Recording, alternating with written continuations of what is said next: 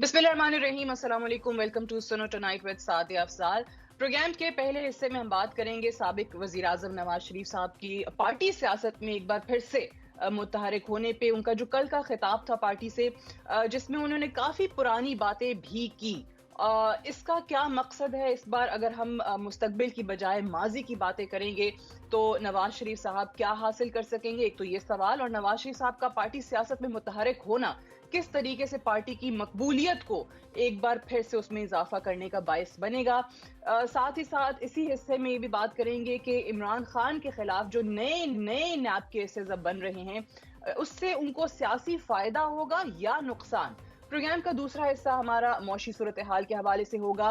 बहुत सारी ऐसी रिपोर्ट्स हमारे सामने आई हैं जिसमें जो मौशी इशारिये हैं वो बहुत मुस्बत हैं, लेकिन क्या वाकई उस मुस्बत इंडिकेटर्स के कुछ असरात या उसका कोई रिलीफ आम आदमी को भी मिलेगा? ये प्रोग्राम के दूसरे हिस्से में बात होगी।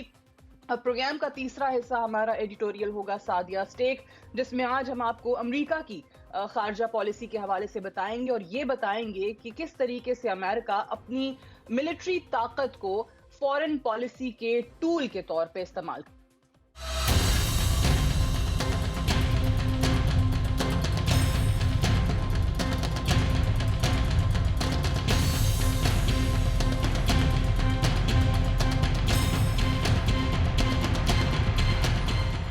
साबिक वज़ीर आज़म नवाज शरीफ साहब ने कल अपनी पार्टी का जो खिताब किया, एक इजलास था जिसमें काफ़ी लोग उनकी पार्टी के मौजूद थे।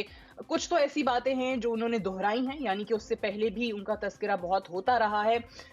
साथ ही साथ 2013 का भी उन्होंने ज़िक्र किया और ये बताया कि इमरान खान ने किस तरीके से उनकी पीठ में छुरा घोंपा। उन्होंने कहा कि 2013 की हुकूमत बनाने के बाद मैं सबसे पहले खुद इमरान खान से मिलने के लिए गया। इमरान खान ने यकीन दहानी कराई कि वो साथ चलेंगे। मैंने उनको बताया कि 35 पंक्चर वाली बात जो है वो कहीं से भी दुरुस्त नहीं है। लेकिन उसके बाद इमरान खान ने मेरी पीठ में छुरा घोंपा और लंदन प्लान तैयार किया, यानी उनकी हुकूमत के खिलाफ एक साजिश तैयार की ज़हीरुल इस्लाम और ताहिरुल कादरी के साथ मिलके। अब ये बात सिर्फ 2013 तक ही महदूद नहीं रही। उन्होंने 1993 की अपनी हुकूमत के खात्मे का भी जिक्र किया और उस वक्त जो उनकी हुकूमत के नुमाया प्रोजेक्ट्स थे उनको भी गिनवाया। एक तो आज ये जानने की कोशिश करेंगे इस सेगमेंट में कि अगर हम मुस्तकबिल की बात नहीं करेंगे तो फिर ये माजी की बातें क्या वाकई हमारे लिए आने वाले दिनों में कोई राह का तयन कर सकेंगी या नहीं। इस वक्त नवाज शरीफ साहब का पार्टी सियासत में मुतहरिक होना क्या वाकई उनकी जमात की मकबूलियत में इजाफे का बायस बनेगा। और साथ ही जो इमरान खान के खिलाफ अभी हमने देखा है तोशाखाना को लेकर एक और केस सामने आया है जो कि तकरीबन 10 तहाइफ वाला मामला है, जिसमें 7 घड़ियां हैं जो कि उन्होंने गैर कानूनी तौर पर खरीदी और बेची। एक तो ये स्टोरी सामने आई है, फिर उनकी अहलिया के हवाले से भी कि उनको जो तहाइफ मिले थे उसमें भी इसी किस्म के गैर कानूनी इकदाम किए गए। हमने माजी देखा है नैब के केसेस का, किस तरीके से प्रोसिक्यूशन वहां पर की जाती है। इनफैक्ट उनके जो वकला हैं वो खुद जुर्माना अपने पे करवा के आ जाते हैं। ये बहुत सारी मिसालें हमारे सामने मौजूद हैं। तो ऐसे वक्त में इन केसेस का सामने आना, जब एक तरफ इमरान खान को अदालती रिलीफ भी मिल रहा है, यानी 190 मिलियन पाउंड केस में हाल ही में उनकी जमानत मंजूर हुई है, वहां पर ये नैब की तरफ से केसेस आ जाना क्या इमरान खान की मकबूलियत में इजाफा करेगा या कोई सियासी नुकसान उनको होगा, इस पे बात करेंगे। और ये जो एहतसाब का बयानिया एक बार फिर से नवाज शरीफ साहब सामने लेकर आए हैं, इससे उनकी पार्टी को क्या फायदा होगा, इस पर बात करने के लिए हमारे साथ पाकिस्तान मुस्लिम नवाज के सीनियर रहनुमा नासिर भट्ट साहब मौजूद हैं। बहुत शुक्रिया भट्ट साहब, प्रोग्राम में आपने वक्त दिया। सबसे पहले तो भट्ट साहब ये बताइएगा कि कुछ चीजें तो ऑब्वियसली हकायक पर मबनी हैं जो नवाज शरीफ साहब कह रहे हैं, ये माजी में हुआ है। जिस तरीके से उन्होंने हवाला दिया कि 25 करोड़ अवाम के नुमाइंदे को 3 जजेस ने निकाल के बाहर फेंक दिया। फिर ये भी उन्होंने कहा कि उनके पास एक साबिक चीफ जस्टिस की ऑडियो मौजूद है जिसमें वो कहते हैं कि नवाज शरीफ को हमने निकालना है और इमरान खान को हमने लेकर आना है। ये हकायक वो बयान कर रहे हैं। लेकिन मेरा सवाल ये है कि माजी की ये चीजें इस वक्त, जब खुद पिछले दिनों नवाज शरीफ साहब कह चुके थे कि अब हमें आगे की बात करनी चाहिए, माजी को भूलना चाहिए हमें, तो इस वक्त अगर वो दोबारा ये बात शुरू करते हैं तो इससे क्या हासिल होगा? बिस्मिल्लाहिर्रहमानिर्रहीम। देखें जी, मियां नवाज शरीफ साहब ने जो बातें की हैं, ये उन्होंने आज बात नहीं की। ये वो जिस दिन से ये धरने शुरू हुए थे, वो लंदन प्लान था, वो लंदन प्लान की सारी बातें सामने थी। फिर एक चीफ जस्टिस साकिब, जिसका नाम साकिब निसार साहब था, जी। वो जिस तरह उन्होंने इस अपना हिस्सा पूरा डाला, क्योंकि उन्होंने मियां नवाज शरीफ को डिस्क्वालीफाई किया कि एक पनामा केस का बहाना चला, हालांकि पनामा में मियां नवाज शरीफ साहब का नाम बिल्कुल नहीं था। ठीक है। फिर उन्होंने कहा जी आपने अपने बेटे से तनख्वाह नहीं ली, हम आपको जी। जो बनती थी 10,000 रियाल था क्या, कि भाई वो बनती थी आपने क्यों नहीं ली, उस पे हम आपको हम्म। डिस्क्वालीफाई कर रहे हैं, डिस्क्वालीफाई फॉर लाइफ कर रहे हैं। फिर उन्होंने उनको मुस्लिम लीग थे हमारे, उनको वहां से हटा दिया। या तो वो ना कि ये एक इंटरनल मसला था, पार्टी है, आप चीफ जस्टिस साहब को इसमें पढ़ने की क्या जरूरत थी कि उन्होंने नवाज शरीफ को ठीक कहा है। जी आप जमात के जो है कायद भी नहीं रह सकते। फिर आपको याद हम्म। हो कि सेनेट के इलेक्शन आए और मियां साहब के जब साइन थे तो उन्होंने कहा जी आपके बंदे जो है वो आजाद तस्वर किए जाते हैं क्योंकि आप डिस्क्वालीफाई हैं।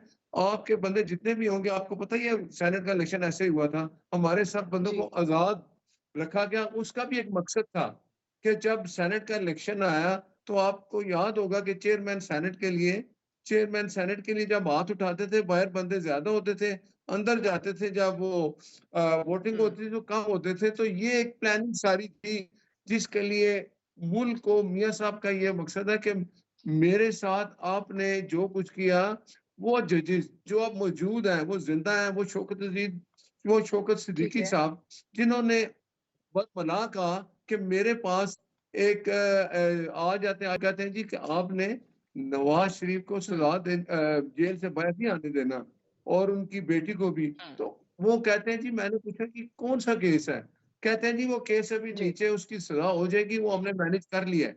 आपके पास जब आएगा तो आपने उनको जेल से बाहर नहीं आने दिया देना। तो वो शौकत सिद्दीकी साहब ने नहीं मानी। हम्म। फिर आपने देखा कि शौकत सिद्दीकी साहब का क्या हाल हुआ। तो बात ये है, हम्म। अब भी आप मुझे बताएं आज जो कुछ मैं कहता हूं कि पाकिस्तान के आज जो हालात हैं, ये वहां से अगर वो साजिशें ना चलती, साजिशी लोगों को, वो जो टोला था, वो रजीम थी, वो चाहे इमरान भी था ठीक है। उसमें शामिल, बिल्कुल। अब उसमें बट सब आपके आप जो बात करें, देखिए जो ये लोग बात उनके सही है। इसमें जैसे मैंने कहा कि बहुत सारी चीजें हकायक पर मबनी भी हैं।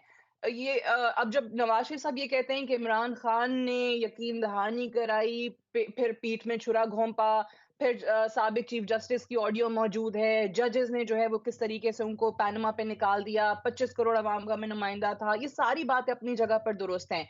लेकिन मेरा सवाल ये है कि आपको खुद याद होगा इस कैंपेन के दौरान, इन इंतखाबात की, नवाज शरीफ साहब ने खुद एक बयानिया अपनाया जो कि रेजिस्टेंस का नहीं था, मुजाहमत का नहीं था, बल्कि मुफाहमत का था, रिकंसिलिएशन का था। और वो माजी की बातें भूलने की और आगे बढ़ने की खुद बात कर चुके थे।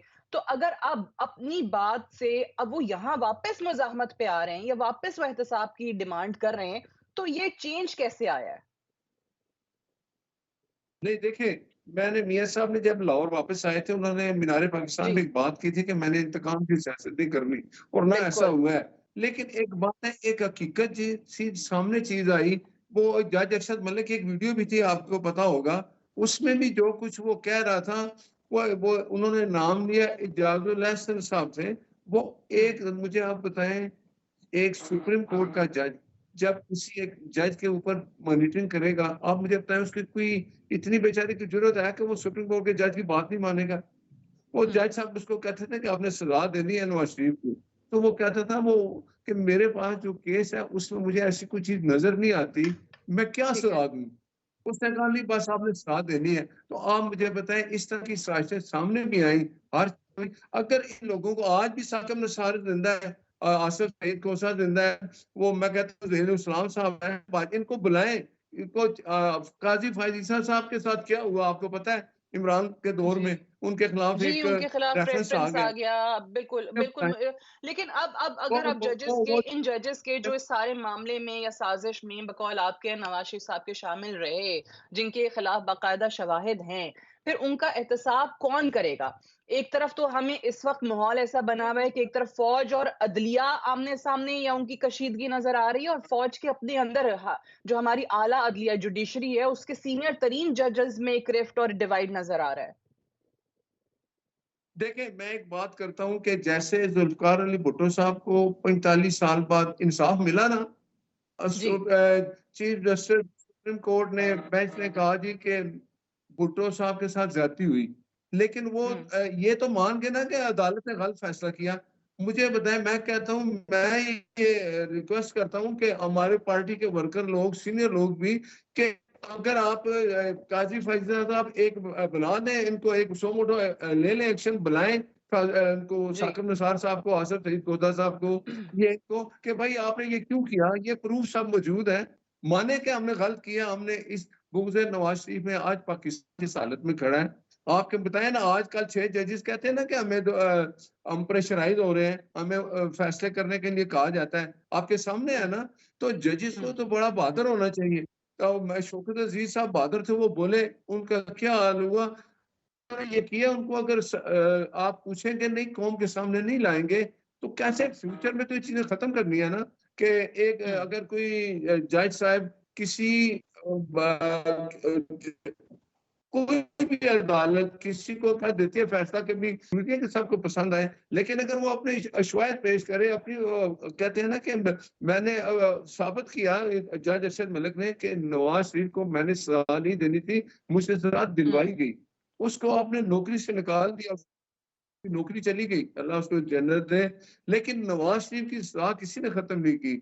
मैंने जो ठीक। केस था वो सुप्रीम कोर्ट के उस वक्त थे आसिफ सईद कोता साहब, चीफ जस्टिस थे, उनके पास जब केस गया तो उन्होंने कहा जी वो वीडियो बनाने वाला किधर है, उसको बुलाएं, वो कहाँ है, वीडियो कैसे बनी, किस तरह बनी। हुँ, ये नहीं देखा कि उस वीडियो में जो जज अरशद मलिक कह रहा है कि एक मैंने जिस बंदे को सजा दी वो नहीं बनती थी, आपने उस सजा के मुतालिक कोई बात नहीं की, वो ठीक है। सजा बट बरकरार साहब रही। लेकिन आप फिर जो मियां साहब इधर ठीक आए, है, पेश आपकी हुए, बातों सजा से खत्म, ठीक है। जी, जी। जी, जी, बिल्कुल सही है। आपकी अभी तक जितनी बातें मुझे उसमें ये जो समझ आया, ये बताइएगा कि सही है या गलत है कि नवाज़ शरीफ साहब ने पाकिस्तान वापस आके मीनार पाकिस्तान में जो पहला जलसा था, वहाँ पर उन्होंने रिकन्सिलिएशन की बात ज़रूर की थी। ये ज़रूर कहा था कि मैं इंतकाम की सियासत नहीं करना चाहता, आगे बढ़ना चाहता हूँ। उन्होंने माफ़ी की बात भी की थी। जब इलेक्शन जीते वहाँ उस रात जो उन्होंने खिताब किया था, उसमें तो इन्होंने बाकी वर्कर्स, बाकी जमात के वर्कर्स के साथ जो है उनको एक हीलिंग टच देने की बात भी की थी। बट उनको ये एहसास अब हो गया है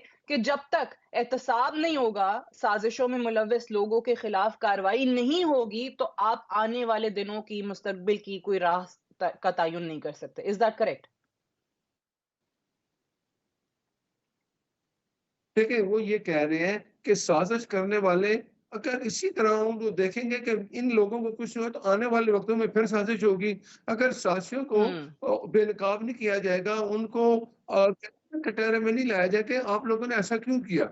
अगर ये उनको ठीक। इतना भी हो जाए कि बता दिया जाए कि ये लोग थे, उनकी जो उनको कम से कम ये तो उनको एहसास दिलाया जाए कि आपने एक 25 करोड़ अवाम के जो मुंतखब नुमाइंदे थे, आपने उनको कहा जी आप इस्तीफा दें, घर जाएँगे, जो जितने धरने थे उसके पीछे पीछे ये साज़िशी लोग थे वो ओपन भी हो गए, बेनकाब भी हो गए। हुँ, मियाँ साहब हमेशा कहते थे कि चलें। मैंने अपना फैसला अल्लाह पे छोड़ा ठीक है। है। अच्छा बट साहब ये बताइए कि अदालती मामलात पे जब हम बात कर रहे हैं, तो एक तरफ अगर हम बानी चेयरमैन तहरीक-ए-इंसाफ की बात करते हैं, उनको इस्लामाबाद हाई कोर्ट से रिलीफ भी हमें नज़र आ रहा है और उन्हीं जज की तरफ से नज़र आ रहा है जिनके खिलाफ पीटीआई जो है वो काफ़ी सख्त ज़बान इस्तेमाल करती रही है। इस्लामाबाद हाई कोर्ट के चीफ जस्टिस आमिर फ़ारूक उन्होंने ही उन्हीं के साथ जो 2 रुकनी बेंच था उसने 190 मिलियन पाउंड केस में इमरान खान की ज़मानत मंज़ूर की।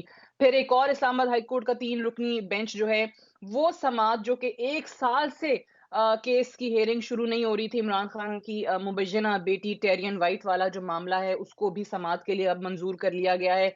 लेकिन साथ दूसरी तरफ नैब के नए केसेस भी हमारे सामने आ रहे हैं।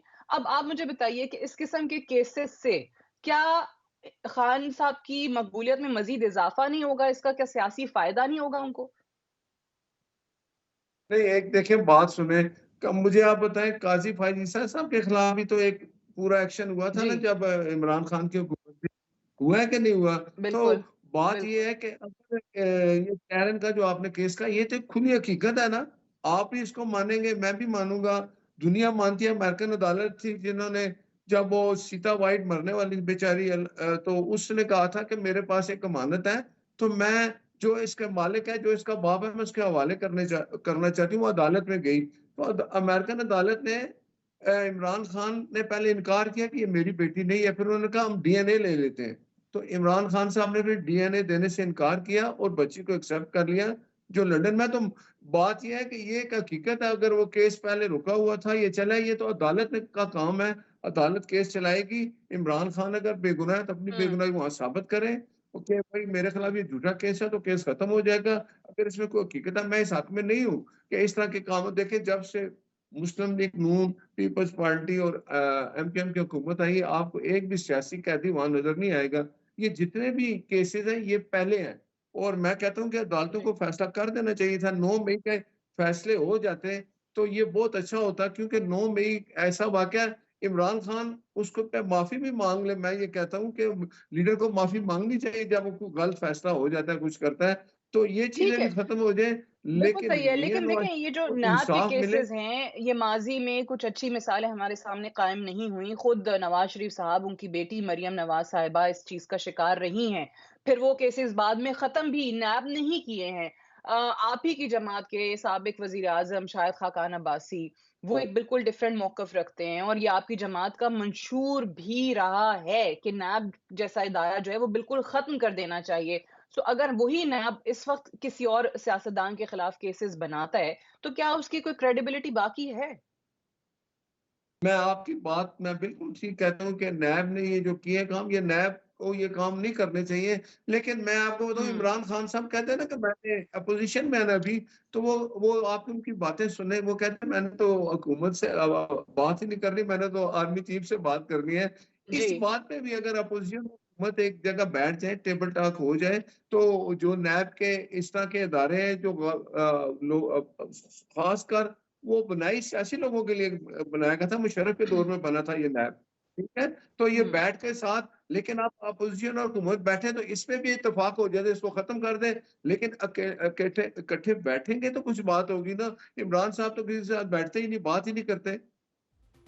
बिल्कुल सही है। Senator Nasir Butt, thank you very much for joining us on. Will take a short break here, stay tuned.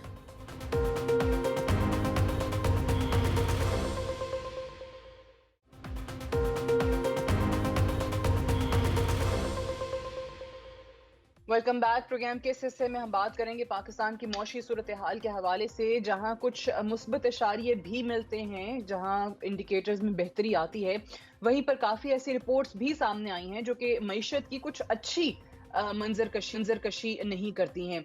मिसाल के तौर पे अगर हम स्टेट बैंक की रिपोर्ट की बात करें, तो वो जो इस वक्त मुल्क में एक गैर यकीनी सियासी सूरत हाल है उसका ज़रूर तस्करा करती है, और वो रिपोर्ट कहती है कि ये जो मनफी अंदाज में असरअंदाज हो रही है इस वक्त पाकिस्तान की मईशत पे, इस पे बहुत ज़्यादा गौर करने की ज़रूरत है।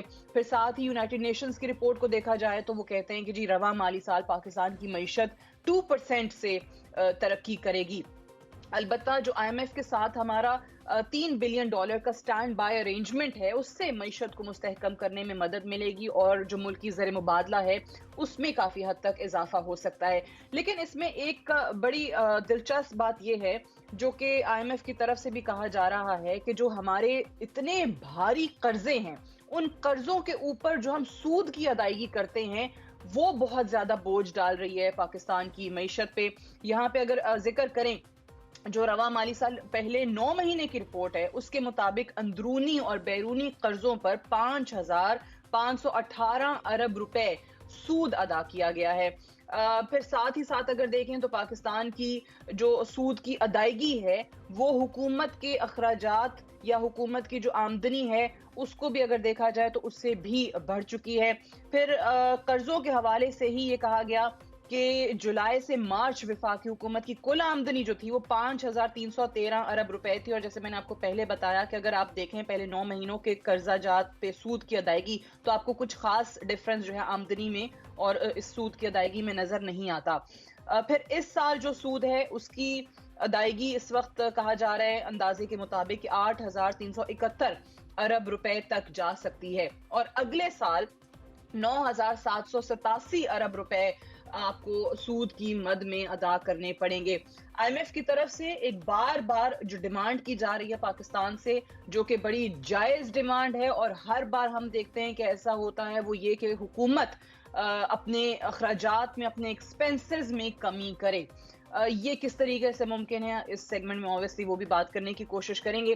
फिर बहुत सारे मौशी माहिरीन मिलते हैं जो ये कहते हैं कि हुकूमत की पॉलिसीज़ किस तरीके से गलत रही हैं। मिसाल के तौर पे साबिक वज़ीर ख़ज़ाना को अगर हम देखें, डॉक्टर हफ़ीज़ पाशा, तो वो कहते हैं कि 20 साल हुकूमत की जो मौशी पॉलिसियां रहीं, इस दौरान जो भी हुकूमत आई हो वो बड़ी गलत रहीं। गलत मौशी पॉलिसीज की वजह से हम यहाँ तक पहुंचे हैं। फिर 1994 की जो पावर पॉलिसी है उसका उन्होंने जिक्र किया कि उसमें हमने सरमायाकारों को जो आईपीपीज के मुआहदे किए उनके साथ, वो बहुत अनबिलीवेबल मुआहदे थे। उनको हमने कहा कि फॉरेन एक्सचेंज में आपको रिटर्न मिलेगा, ज़ीरो टैक्स आप पे लगेगा, 16 से 18% आपका रिटर्न होगा। तो इन मुआहदों को वो बहुत अनबिलीवेबल कहते हैं। इनफैक्ट वो ये भी बार-बार बात करते हैं कि जो पावर प्रोड्यूसर्स हैं, इट्स हाई टाइम कि आप उनके साथ रीनिगोशिएट करें सारे के सारे मुआहदे। सो इस सेगमेंट में हम जानने की कोशिश करेंगे कि हुकूमत ये जो पहाड़ जैसे इस वक्त मौशी चैलेंजेस हैं, उनसे कैसे नबर्द आज़मा हो सकती है। फिर अखराजात में कमी किस तरीके से की जा सकती है, अगेन जो आईएमएफ का मुतालबा भी है और पाकिस्तान के हक में भी जाता है। फिर सूद की अदायगी में कमी कैसे मुमकिन है, और जो हुकूमत की आमदनी है उसमें इजाफा कैसे मुमकिन है, क्योंकि अभी बहुत हमने जिस तरह स्टैटिस्टिक्स का भी जिक्र किया कि हुकूमत की आमदनी जो है वो कम है और सूद की अदायगी जो है वो बहुत बढ़ती चली जा रही है। और आईपीपीज के साथ ये जो मुआहदे की रीनिगोशिएशन की बात हो रही है, क्या वाकई इस जानिब भी हमें बढ़ना चाहिए? इस पे बात करेंगे। हमारे साथ मौजूद है पाकिस्तान के renowned economist doctor Khaqan Najib. बहुत शुक्रिया डॉक्टर साहब, आपने प्रोग्राम में वक्त दिया।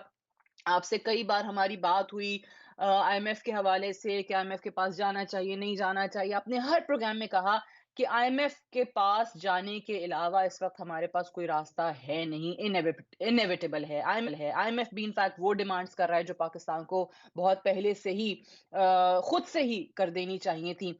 इस वक्त आप क्या देख रहे हैं, जहां पर आईएमएफ की अपनी रिपोर्ट्स के अंदर ये आता है कि कुछ इंडिकेटर्स पॉजिटिव हुए हैं मईशत को लेके पाकिस्तान के, वहां बहुत सारी चीजें नेगेटिव भी हो रही हैं। आप कैसे इस वक्त मौजूदा सूरत हाल को एनालाइज करते हैं? बिस्मिल्लाहिर्रहमानिर्रहीम। एक तो ये कि सादिया आपने बहुत ही कॉम्प्रिहेंसिव जायजा इकोनॉमी का both in the short term and in the long term सामने रखा है। So will try and cover, इसके लिए पूरा एक प्रोग्राम आपके साथ किसी दिन करना पड़ेगा। जरूर। दूसरी बात ये कि आपने बिल्कुल सही कहा, मैंने तब भी कहा था जून में, और मैंने जिनको भी उस वक्त गुफ्तगू की थी, जिनसे भी गुफ्तगू की थी, I don't just mean the media, I mean generally जी। ऑल्सो, मैंने यही कहा था कि आईएमएफ के बगैर पाकिस्तान को चलाना इस वक्त मुमकिन नहीं होगा। मैं आज भी उसी चीज़ पे कायम हूँ कि आईएमएफ जो है वो लाज़िम व मलज़ूम है, इस वक्त भी आईएमएफ का साथ रखना पड़ेगा अगर हमने इकोनॉमी को कंफर्टेबल यानी कि मैक्रो स्टेबिलिटी में रखना है तो। That is I hmm. Think where we stand largely. इसमें कोई तब्दीली किसी किस्म की भी जो है वो नहीं हुई। आप देख लीजिए कि आईएमएफ का प्रोग्राम होता है, हमारे रिज़र्व्स का एक बिल्डअप होता है। अभी $9 अरब के करीब हैं रिज़र्व्स, करंट अकाउंट का खसारा कम होता है, मतलब वो $200 मिलियन पे आ गया है। पिछले साल इसी टाइम पीरियड में तकरीबन 3.5-4 बिलियन डॉलर पे था। अब आगे चलिए, पाकिस्तान की इन्फ्लेशन जो है वो भी टेपर डाउन कर जाती है। तो एक nascent science of macro stability जो है वो तो आपको हम्म। ज़रूर दिखाई दे रहे हैं। That's truly where the country stands. But जैसे आपने आगे कहा कि इसका ये कतई तौर पे मतलब नहीं है कि हमें हमारे देरीना जो मसाइल हैं वो हल हो गए हैं, और इसका कतई जी। तौर पे ये मतलब नहीं है कि हम अगला आईएमएफ प्रोग्राम लिए बगैर मुल्क को चला सकेंगे। सो यहाँ पे खड़े हैं। अब प्रोग्राम लेने की एक डिस्कशंस, आपको पता है IMF team is in the country, एक डिस्कशंस जो हैं बिल्कुल। वो हो रही हैं, और इन डिस्कशंस में हम यही देख रहे हैं कि IMF is trying to assess कि हम पॉलिटिकली टेनेबली ये काम कर सकते हैं जैसे आपने सामने रखा। क्या हमारे पास इकोनॉमिक स्ट्रेंथ है, क्या हमारे पास इकोनॉमिक टीम है, क्या हमारे पास इकोनॉमिक प्रोफेशनलिज्म है कि ये हम सब कुछ डिलीवर कर सकें। सो दूसरी इस चीज़ पे, और फिर तीसरी जो इम्पोर्टेंट बात हो रही है वो हो रही है कि पाकिस्तान क्या अब बजट ऐसा देने को तैयार है जिसमें 2 इस्लाहात खुलकर सामने आनी चाहिए। एक हुँ, आपने बहुत एम्फसाइज किया and I am really happy कि एक्सपेंडिचर की क्या वो इस्लाहात हैं जो पाकिस्तान को करनी है। ये निहायत ही ज़रूरी है। सारी गुफ्तगू चली जाती है टैक्सेशन साइड पे। पाकिस्तान के एक्सपेंडिचर का रिफ़ॉर्म जिसमें आम फ़हम ज़बान में पेंशन्स का रिफ़ॉर्म है, जिसमें जी। पाकिस्तान की डेट को सँभालने का रिफ़ॉर्म है बिकॉज़ बहुत ज़्यादा इस वक़्त डेट का जो हुजम है वो भारी पड़ रहा है in terms of the payments. So debt की एक रीप्रोफाइलिंग होनी है। ये मैं हमेशा कहता हूँ कि एक्सटर्नल डेट की तो स्पेशली और हमारी लोकल डेट की भी जो रीप्रोफाइलिंग है वो होने वाली है। ये काम तो मस्ट हैं जो हमें करने हैं। एक्सपेंडिचर रिफॉर्म्स में वो सब्जेक्ट्स जो हमारे नहीं हैं फेडरल के, उनको हुँ, नीचे देना है, उसके एक्सपेंडिचर को काटना है, उसके पीएसडीपी को काटना है। इसी तरह जो सब्सिडीज़ का बोझ है, वो उन लोगों पर पड़ रहा है जो कि मेरा ख़्याल है कि जो ये टैक्स एग्ज़ेम्पशंस और कंसेशंस 2200 अरब की हैं, इनको हमने ख़त्म करना है। टैक्स की सब्सिडीज़ को उन लोगों पे लेके जाना है जो इसके मुस्तहिक हों और इसके सबसे बड़े मुस्तहिक हमारे बेनज़ीर इनकम सपोर्ट प्रोग्राम के वो 10 मिलियन फैमिलीज़ हैं। सो बिजली की सब्सिडीज़ को ठीक करना है, यहाँ पे बहुत बचत हो ठीक है। सकती है। तो आपके सामने तो हमने बहुत सी एक्सपेंडिचर की ऐसी चीज़ें रख दी, रनिंग ऑफ द सिविल हुँ। Government, running of the SOEs, इन सब को ठीक करना है।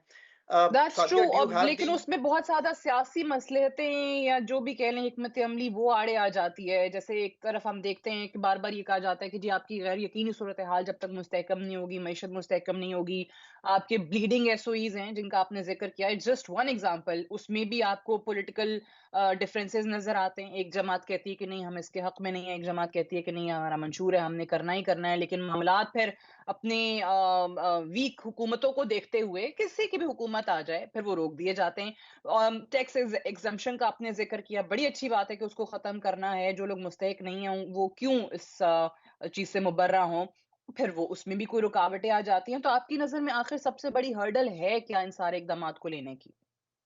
सो आई थिंक बहुत ज़्यादा पाकिस्तान में जो गुफ्तगू है वो हो जाती है पॉलिटिकल विल की। You know I yes. Worked with the government for over a decade और मैं अब भी एंगेज्ड जी। रहता हूँ गवर्नमेंट के साथ, you know trying to help wherever is possible. मैं समझता हूँ कि पाकिस्तान में सबसे बड़ा मसला कॉम्पिटेंस टू डिलीवर का है हर सतह पे। Let's be honest. आप एक हम्म। यू नो ब्यूरोक्रेटिक सिस्टम जनरलिस्ट्स का चला रहे हैं, वहां भी प्रोफेशनल इनपुट नहीं है। डेमोक्रेसी जिसने उस तरह पाकिस्तान में हम नहीं देखा कि वो पनप सकी हो कि वो खुद कोई टेक्निकल एक्सपर्टीज, प्रोफेशनल एक्सपर्टीज लेकर अपने साथ आए, कोई प्रोग्राम्स लेकर साथ आए। तो अगर वो भी नहीं हो सका, और तीसरी चीज ये कि क्या कोई प्रोफेशनल्स इस सेटअप में मौजूद हैं, तो आप यकीनी तौर पे ये देखेंगे कि प्रोफेशनल सेटअप में मौजूद नहीं है। So I think that's where we overall stand in the economy.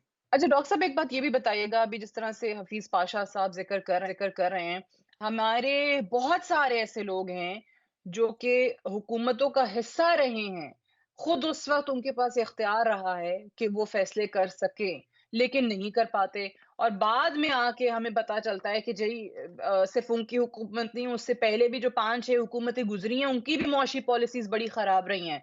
तो ऐसा क्यों है? जब इख्तियार होता है, जब इक़्तिदार में होते हैं, जब सारी पावर होती है, उस वक़्त फ़ैसले क्यों नहीं करते? देखिए, एक तो सबसे बड़ी वजह ये है कि पाकिस्तान का ग्रोथ मॉडल जो है वो बड़ा आसान रहा है कि बाहर से हम जब भी यू नो चाहे बहुत से इवेंट्स होते रहे जिन्होंने हमें फंड जी। करते रहे, और उन इवेंट्स की फंडिंग की वजह से हमने कभी खुद मेहनत नहीं की कि हम अपनी एक्सपोर्ट्स को बिल्ड कर सकें। हम अपनी इकोनॉमी के जो कलीदी मसाइल हैं, चाहे वो एनर्जी सेक्टर में हो, मतलब बिजली बनानी हो तो हम किसी मुल्क से प्लांट ले लेते हैं, बस चलानी हो तो किसी मुल्क को कह हुँ। देते हैं, रोड खींचनी हो तो किसी और मुल्क को कह देते हैं, अगर ट्रेन लाइन बनानी हो तो किसी और मुल्क को कह देते हैं। और जो सारी थिंकिंग है, उसके लिए मल्टीलैटरल्स पे रिलाई करते हैं। मुझे बताइए सादिया, कौन-सा मुल्क ऐसा है जो इस तरह चल सकता है? ऑनेस्टली हमें अपनी थिंकिंग को पहले तो वापस लेना है। कहीं एड पॉकेट्स हॉक बन बेसिस जाती पे हैं। चला रहे हैं। जी, बिल्कुल एड हॉक बेसिस पे चला रहे हैं। हमारी जो थिंकिंग है वो आउटसोर्स्ड है। आउटसोर्स से मतलब है कि हम रिलाई करते हैं, कोई हमें टीए दे देता है, एफबीआर ठीक करना हो तो हम किसी और कंसल्टेंसी से मदद माँग लेते हैं। कभी भी मुल्क जो है वो कॉम्पिटेंस अपनी और अपनी रिस्पॉन्सिबिलिटी लिए, ये जहां पे खड़े हैं ये हमारी वजह से है। ठीक भी हमारे डॉक्टर्स नहीं करना है और बड़ी डीप सर्जरी की जरूरत है। सबसे पहले आपने पाकिस्तान का जो ग्रोथ आर्किटेक्चर है, अगर उसको ठीक करना है तो पाकिस्तान का जो इन्वेस्टमेंट क्लाइमेट है उसको ठीक करना पड़ेगा। उसके लिए मुल्क को हम्म। डीरेगुलेट करना पड़ेगा, मुल्क में फाइनेंशियल अच्छा, आपने बड़ी इंटरमीडिएशन अच्छी ठीक बात करनी की। मैं पड़ेगी। एक इसी पे ज़रा सप्लीमेंट्री क्वेश्चन ले लीजिएगा, क्योंकि ये हम अक्सर अपने प्रोग्राम में बात करते हैं और आपसे पहले भी हम फर्स्ट सेगमेंट में गो के वो बिल्कुल ही एक अलग डायमेंशन में डिस्कशन थी, सियासी गुफ्तगू थी, लेकिन वहाँ पे भी इसका तज़किरा हुआ और वो नैब है। और जब भी पाकिस्तान में इन्वेस्टमेंट की बात होती है, आपके पास क्यों कोई आपका अपना बिज़नेसमैन जो है वो घबराता है, वो बाहर जाने के मौके ढूँढ रहा है कि भाई यहाँ पे तो नैब ही जान नहीं छोड़ती है, अब बाहर से किसी इन्वेस्टर को कैसे लाएँगे? वो 100 सवाल करता है, वो 100 दफ़ा सोचता है कि यहाँ तो रेड टेप बहुत है, यहाँ पे तो नैब पीछे पड़ जाती है, मैं अपना पैसा वहाँ फँसा दूँ, मैं किसी और अच्छे मुल्क में क्यों ना कारोबार कर लूँ और काम कर लूँ। तो ये नैब का इदारा जो है, इसके हालाँकि शाहिद खाकान अब्बासी का मैं ज़िक्र करती हूँ, और भी बेतहाशा लोग हैं जो कहते हैं कि ख़त्म कर दें इसको अगर आपने मुल्क में मईशत को परवान चढ़ाना है।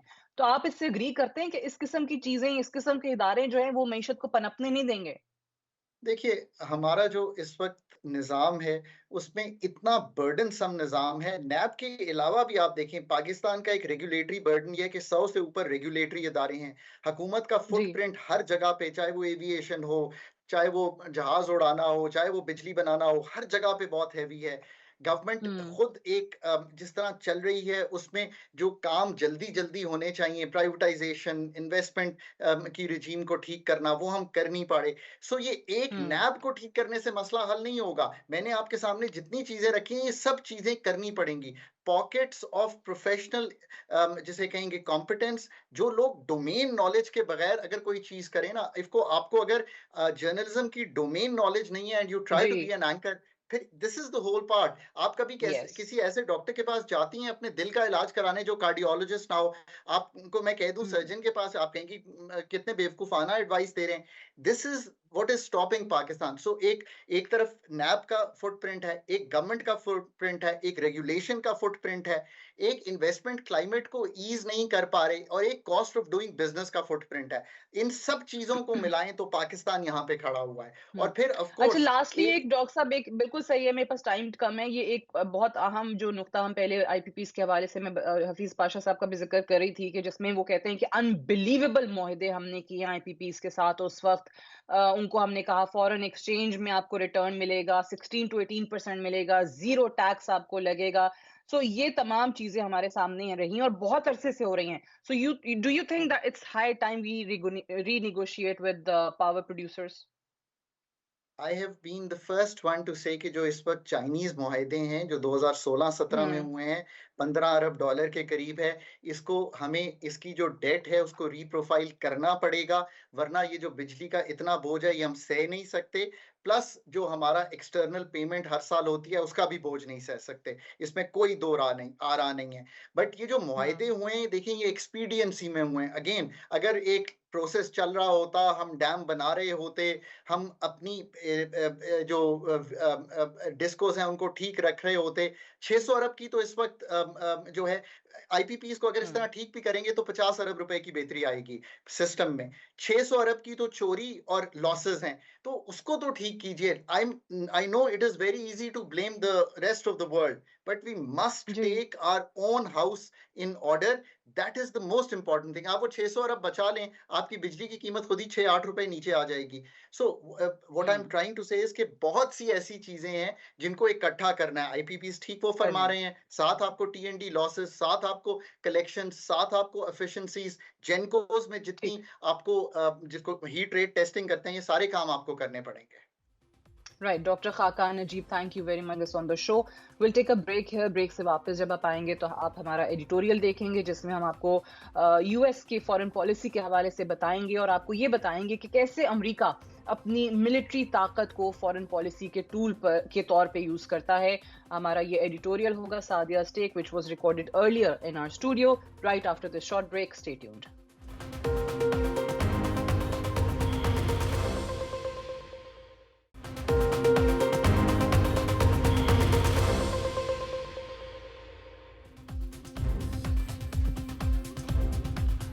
19वीं सदी के आगाज से अमरीकी खारजा और सिक्योरिटी पॉलिसी का जायजा लिया जाए तो इसकी सिर्फ एक समत है, जंग और जोरेबाजू के जरिए अपने अहदाफ को हासिल किया जाए। अमरीकी पॉलिसी का सबसे अहम टूल इसकी मिलिट्री पावर है। अमरीकी खारजा पॉलिसी में सफारतकारी का कोई जुज़ शामिल नहीं है। अमरीका सफारतकारी को बिल्कुल नहीं समझता, सिर्फ जोरेबाजू और अपनी मिलिट्री ताकत के बलबूते पर दुनिया पर अपना राज कायम करने की कोशिश कर रहा है। अमरीका इस वक्त 3 जंगें लड़ रहा है। 3 में से 2 बाकायदा जंगें हैं जिन्हें गर्म जंगें या हॉट वॉर्स भी कहा जा सकता है, जबकि चीन के साथ साउथ चाइना सी में सर्द जंग भी मजीद कशीदा होती दिखाई दे रही है। वॉशिंगटन ने इस वक्त 2 जंगी महाज गर्म किए हुए हैं, जिसमें यूक्रेन और गजा शामिल हैं। यूक्रेन जंग नेटो की तौसी की जंग है, जिस पर अमरीका 1992 से अमल पैरा है। 30 साल से अमरीका रूस को कमजोर करने की हिकमत अमली पर कायम है। सोवियत यूनियन की तहलील के बाद अमरीका तमाम आज़ाद रियासतों पर अपना असर रसूख कायम करना चाहता था। अमरीका सोवियत यूनियन के तमाम छोड़े हुए फौजी अड्डों पर अमरीकी तसल्लुत चाहता था और फौजी अड्डों को अपने जेरे कंट्रोल लाने के लिए सबसे अहम पहलू नेटो की तौसी थी। चुनाचे नेटो की तौसी के अमल का आगाज किया गया। नेटो की तौसी का वाहिद मकसद रूस की सरहदों की तरफ बढ़ना था। यूक्रेन रूस के लिए रेड लाइन था और है। रूस ने गुज़श्ता 15 साल में कई मरतबा अमरीका को बावर कराने की कोशिश की कि यूक्रेन की तरफ ना बढ़ा जाए। जूलियन असांज के एक लीक्ड डॉक्यूमेंट के जरिए हमें मालूम हुआ था कि विलियम बर्न्स, जो 2008 में रूस में अमरीकी सफीर और मौजूदा CIA के डायरेक्टर हैं, उनके जरिए पैगाम में यूक्रेन तक नेटो की तौसी का तस्करा किया गया था। तवील सफर को मुख्तसर करते हुए वाज़े अल्फाज में कहा जा सकता है कि अमरीका की सफारतकारी का वाहिद जरिया इसकी मिलिट्री ताकत थी, जिसके जरिए अमरीका ने यूक्रेन को इस्तेमाल करते हुए रूस को कंट्रोल करने की कोशिश का आगाज किया, जिसका सिलसिला आज भी जंग की सूरत में हम देख रहे हैं। अमरीका की गजा में जंग की बात की जाए तो ये जंग बगैर किसी वक्फे के जारी है। ना अमरीका ने असलहे की फराहमी में वक्फा आने दिया और ना ही फंड्स की फराहमी में। अमरीकी असलहे के जोरे बाजू पर आज गजा में जेनोसाइड और एथनिक क्लेंजिंग का अमल भरपूर तरीके से जारी है। 1967 की अरब इजराइल जंग को आज 57 बरस बीत चुके हैं, मगर 57 बरस बाद भी अमरीका सेहूनी रियासत को 1967 में हासिल की गई फतूहात और ज़मीनी कब्जे को ताखीरी हरबों और जंग की मदद से अपने जेरे कंट्रोल रखना चाहता है, ताकि लाखों इजरायली आबादकारों को आबाद किया जा सके। गुज़श्ता 57 साल से इजराइल के हाथों नस्लकुशी की पॉलिसी हमारे सामने है। 1948 में नस्लकुशी के खिलाफ बनाए गए कवानीन की खुल्लम खुल्ला खिलाफ वर्जी जारी है। अमरीका अपने बनाए हुए कवानीन को खुद ही खत्म कर चुका है। दमिश्क में ईरानी काउंसलेट पर हमले के बाद इजराइल गजा में शुरू होने वाली जंग को मजीद तौसी देता हुआ दिखाई दे रहा है।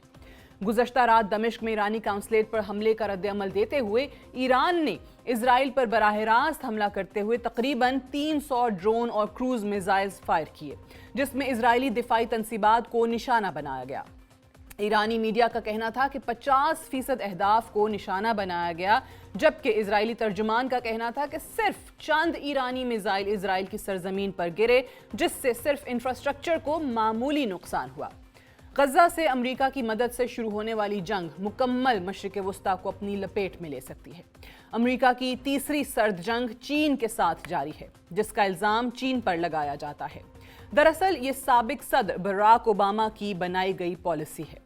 चीन की मुसलसल मिलिट्री और मौशी कामयाबी दुनिया में अमरीकी इजारादारी के लिए एक चैलेंज का बायस बन रही थी।